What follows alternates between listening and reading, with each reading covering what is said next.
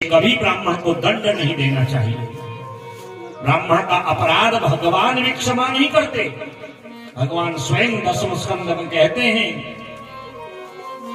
जो ब्राह्मण की वृत्ति का हरण करता है, ब्राह्मण को दान देने से रोकता है, ब्राह्मण का अपराध करता है, ब्राह्मण को दंड देता है, अपशब्द बोलता है, उसका यश भी क्षीण होता है, धन भी क्षीण होता है, उसका कुल भी क्षीण होता है।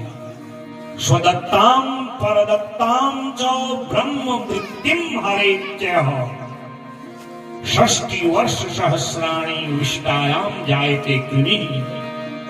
जो ब्राह्मण की वृत्ति, उसकी दक्षिणा, उसकी आजीविका को छीनता है, महाराज इतना क्यों दे रहे हो? कुछ लोग होते हैं इतने से भी तो काम हो जाता है। अक्सर विवाहों में मैं देखता हूँ हजारों लाखों लोग खर्चा करते हैं, वो बैंड वालों पे 500 के नोट ऐसे लुटाते हैं मानो नोट घर में छप रहे हो, और ब्राह्मण देवता के महाराज थोड़ा सा कलश का दे दो, कुल पात्र का दे दो, समय इतना बदल गया है, मेरी भी आजीविका है। अरे पंडित जी बताइए, आप इतना कहते हो। और कुछ लोग कहेंगे नहीं इतना दे देते, थोड़े से भी काम चल जाता है। तो लिखा है, जो ब्राह्मण को दान देने से रोकता है, ब्राह्मण की वृत्ति का हरण करता है, उसके पारिश्रमिक को नहीं देता। और आजकल तो ठेका प्रथा चल गई है, हम सब कर लेंगे, यजमान से सब ले लिया, फिर अपने हिसाब से दिया।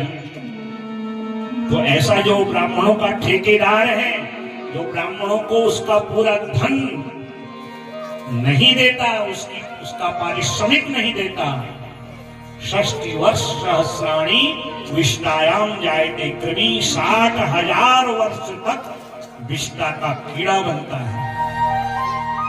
कई लोग हमसे भी कहते हैं, गुरुजी सब आपको दे देते हैं, आप अपने हिसाब से। मैंने कहा, ब्राह्मण का हिसाब नहीं होता, ब्राह्मण की तो दक्षिणा होती है। यजमान दे, ब्राह्मण स्वस्ति करते हुए ले।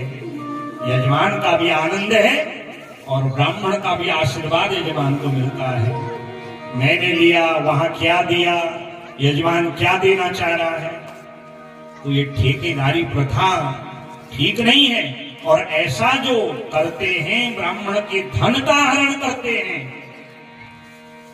60,000 वर्ष तक विष्टा का कीड़ा बनते हैं।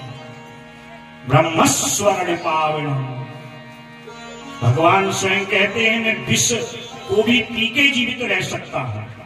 लोहे का, पत्थर का चूर्ण मुझे दे दो, मैं ले लूंगा, पर ब्राह्मण के धन को बचाने की शक्ति मुझ में भी नहीं है।